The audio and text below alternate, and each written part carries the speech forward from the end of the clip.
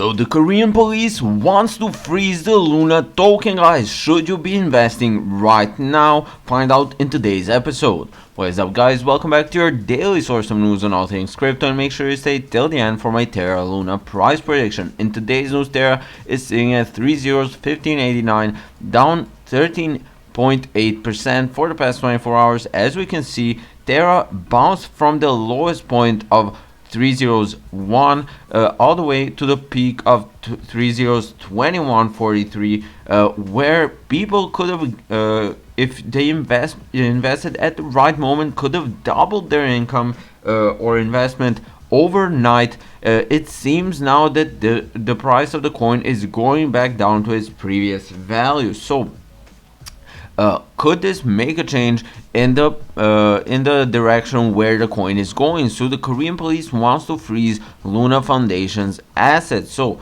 Korean police moves against LFG. The national broadcaster of South Korea, the Korean Broadcasting System, has reported that the Seoul Metropolitan Police Agency has introduced multiple exchanges to prevent LFG from withdrawing any corporate funds or accessing its assets.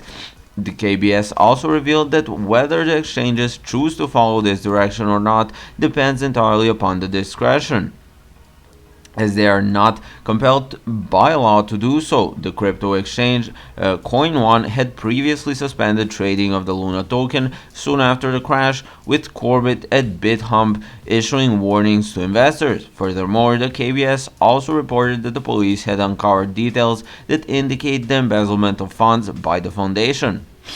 So, Grim Reaper Task Force investigating Do Kwon, the Luna Foundation Guard, is a non-profit organization working towards boosting the Bitcoin reserves to back the Terra USD stablecoin, which was created by the company Terraform Labs. Its CEO Do Kwon is already under the radar for alleged financial crimes and is being investigated on tax evasion charges by the South Korean Law Enforcement Task Force, referred to as the Grim Reaper. After being disbanded 2 years ago, the task force was especially reinstated to investigate the events surrounding the devastating Luna crash, when Terra's market cap fell from $41 billion to under $950 million in just a week. The group will also look into the extent of damage caused to investors in the crash. Reports estimated around 280,000 South Korean investors have suffered from the project going up in flames.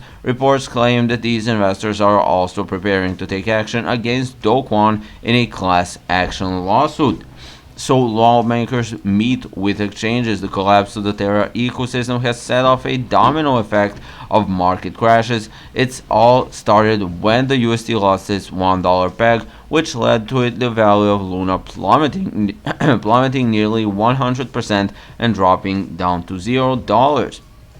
The token had its all-time high in April of 2022 and was trading at an average of $80 before the crash. As a result, Korean lawmakers are meeting with the representatives of the 5 biggest exchanges in the country: Upbit, BitHump, Coin1, Corbit, and GoPax, to determine whether or not to hold these exchanges accountable for the loss of investor funds. So we are seeing the police investigating the Terra Luna token, guys, and in my opinion, the price will keep going down even after this spike that happened overnight. I think this was primarily caused by the hype surrounding the coin and people burning their tokens, but I don't think this will happen again, and I don't think you should be betting on it. I would say stay away from this coin, guys.